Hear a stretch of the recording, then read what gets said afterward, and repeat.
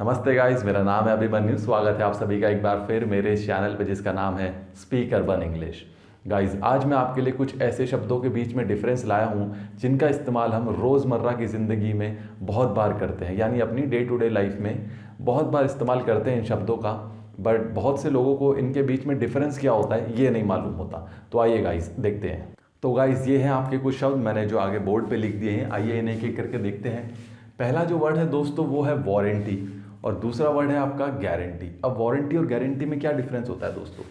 अगर कोई भी डिवाइस अगर अंडर वारंटी है, अंडर वारंटी, तो वारंटी का मतलब होता है कोई भी चीज़ अगर आपकी ख़राब होती है तो वो आपको रिपेयर करके वापस मिल जाएगी। मान लीजिए आपने एक फ़ोन ख़रीदा, वो अंडर वारंटी है, तो अगर उसमें कोई प्रॉब्लम आती है तो वो मोबाइल आपका रिपेयर होगा और वही मोबाइल आपको वापस मिल जाएगा। ठीक है दोस्तों, ये हो गई वारंटी।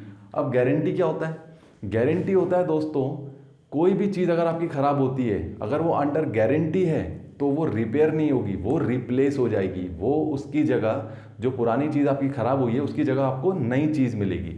तो याद रखिएगा दोस्तों, वारंटी मतलब रिपेयर, गारंटी मतलब होता है रिप्लेसमेंट। आजकल वैसे ज़्यादा वारंटी ही मिलती है क्योंकि सेम पुरानी चीज़ हमें रिपेयर करके दे देते हैं लोग, चाहे मोबाइल हो, चाहे रेफ्रिजरेटर हो, आपका लैपटॉप हो, कोई भी चीज़ आप खरीदते हैं। अगला जो वर्ड है दोस्तों, रेस्टोरेंट और होटल। अब रेस्टोरेंट और होटल में क्या डिफरेंस है? रेस्टोरेंट होता है दोस्तों आपका सिर्फ खाने पीने की चीज़ें जहां आपको मिलती हैं, फूड्स वगैरह, वो होगा आपका रेस्टोरेंट। अब होटल होता है आपका दोस्तों जहाँ पे खाने पीने की चीज़ें के अलावा आप रह भी सकते हैं। बहुत से होटल्स में आपने देखा होगा स्विमिंग पूल्स भी होते हैं। तो ये होटल जो है आपका, ये एक कंप्लीट सॉल्यूशन होता है जो भी ज़्यादा चीज़ें इंसान को चाहिए होती हैं। बट रेस्टोरेंट में आपको सिर्फ खाने पीने की चीज़ें मिलती हैं। अगला वर्ड है दोस्तों हमारा बाय। तो बाय होता है दोस्तों यूज़।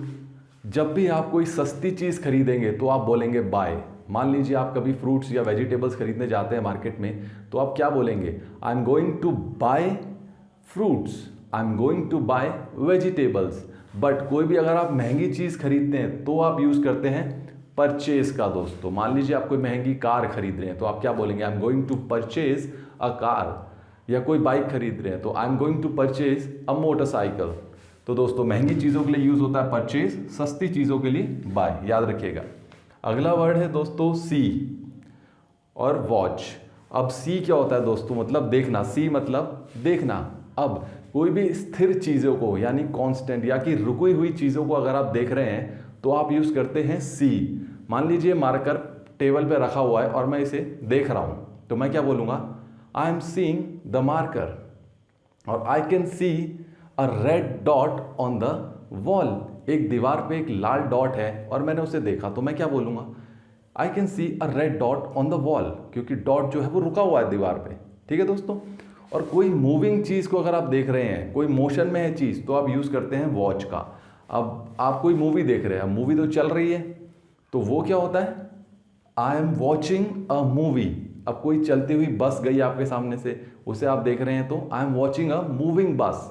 आई एम वॉचिंग होगा यूज़ जब भी कोई मूविंग चीज़ होती है, और सी यूज़ होता है जब भी कोई स्थिर चीज़ होगी। ठीक है दोस्तों। अगला है आपका फ्लाईओवर और ब्रिज। अब फ्लाईओवर क्या होता है दोस्तों? फ्लाईओवर होता है आपका पुल जो कि सड़क के ऊपर से जाता है। सड़क है एक, उसके ऊपर से कोई पुल गया तो वो होता है आपका फ्लाईओवर। और ब्रिज क्या होता है दोस्तों? ब्रिज भी पुल ही होता है, बट ब्रिज होता है पानी के ऊपर से जाने वाला पुल। दोस्तों याद रखिएगा, बहुत इंपॉर्टेंट है। ब्रिज हमेशा कोई पानी के ऊपर पुल बना हुआ है वो होता है आपका ब्रिज। सड़क के ऊपर एक दूसरी सड़क बनी हुई है, एक और पुल बना हुआ है, वो होता है आपका फ्लाईओवर। तो दोस्तों आज मैंने आपको बताया कुछ ऐसे शब्दों के बीच में डिफरेंस जिनका हम इस्तेमाल अपनी डे टू डे लाइफ में बहुत ज़्यादा करते हैं। आई होप आपको कुछ शब्दों के बीच का डिफरेंस तो आज पता चल गया होगा। तो आइए गाइज, अब मैं कुछ आपको ऐसे शब्द बताता हूं जो हम अपनी डे टू डे लाइफ में गलत प्रोनाउंस करते हैं, हम में से बहुत लोग, तो वो जानना भी बहुत ज़रूरी है। आइए देखते हैं कुछ ऐसे शब्द। तो दोस्तों ये कुछ शब्द मैंने आपके लिए आपके सामने लिख दिए हैं, तो आइए इन्हें एक एक करके देखते हैं कि इनका करेक्ट प्रोनाउंसिएशन क्या होता है। पहला वर्ड है दोस्तों पिज़्ज़ा। इसे आप लोग पिज़्ज़ा बोलते हैं, जो हम बहुत खाते हैं, पिज़्ज़ा। पिज़्ज़ा कुछ नहीं होता दोस्तों, पहली बात तो ध्यान रखिए, पिज़्ज़ा एक गलत प्रोनाउंसिएशन है। राइट जो है वो होता है पिज़्ज़ा। पिज़्ज़ा बोलते हैं दोस्तों, पिज़्ज़ा। पिज़्ज़ा कुछ नहीं होता, पिज़्ज़ा, याद रखिएगा। अगला वर्ड है आपका दोस्तों रेस्टोरेंट। हम में से बहुत लोग रेस्टोरेंट बोलते हैं। रेस्टोरेंट कुछ नहीं होता दोस्तों, रेस्टोरेंट एक गलत प्रोनाउंसिएशन है। करेक्ट प्रोनाउंसिएशन है आपकी रेस्टोरेंट, रेस्टोरेंट, रेस्टोरेंट, रेस्टोरेंट। याद रखिए दोस्तों, रेस्टोरेंट, रेस्टोरेंट नहीं, रेस्टोरेंट। ये मैंने आपके लिए हिंदी में लिखे हुए हैं ताकि आपको आसानी हो समझने में कि मैं क्या बोल रहा हूँ प्रोनाउंसिएशन में। अगला है दोस्तों ज्वेलरी। इसे हम लोग ज्वेलरी बोलते हैं। ज्वेलरी गलत है दोस्तों, ज्वेलरी कुछ नहीं होता, जूलरी, जूलरी, जूलरी। ये देखिए दोस्तों, jewellery is the correct pronunciation.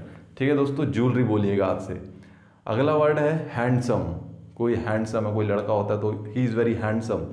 अब हैंडसम गलत प्रोनाउंसिएशन है दोस्तों, करेक्ट प्रोनाउंसिएशन है आपकी हैंडसम, हैंडसम। डी इसमें साइलेंट होता है, ड साइलेंट है दोस्तों, handsome, he is very handsome. अगला वर्ड है दोस्तों DATA, डाटा। इसे हम लोग डाटा बोलते हैं। फ़ोन में आप चलाते हैं इंटरनेट तो डाटा ख़त्म हो जाता है। डाटा कुछ नहीं होता दोस्तों, correct pronunciation is data, data. तो दोस्तों ये मैंने आपको बताए कुछ ऐसे शब्द जो हम अपनी डे टू डे लाइफ में गलत प्रोनाउंस करते थे, हम में से बहुत लोग। तो दोस्तों जो भी लोग इसे गलत प्रोनाउंस करते थे आज तक, तो उन्हें आज इसका करेक्ट प्रोनाउंसिएशन मेरे हिसाब से मिल गया होगा। तो अब देखते हैं दोस्तों हम अपनी डे टू डे लाइफ के कुछ छोटे मोटे वाक्य जो भी हम अपनी डेली रूटीन में हम रोज़ करते हैं उन्हें, या करते हुए देखते हैं किसी दूसरे को, तो उनको इंग्लिश में क्या कहते हैं वो भी जानना बहुत ज़रूरी है। आइए वो देख लेते हैं एक बार। तो दोस्तों ये है कुछ शब्द जो मैंने आपके लिए लिख दिए हैं, जो हम अपनी डे टू डे लाइफ में रोज़ करते हैं, या हम देखते हैं किसी लोगों को करते हुए ये शब्द, बट हमें एक्चुअली मतलब पता नहीं होता सबका।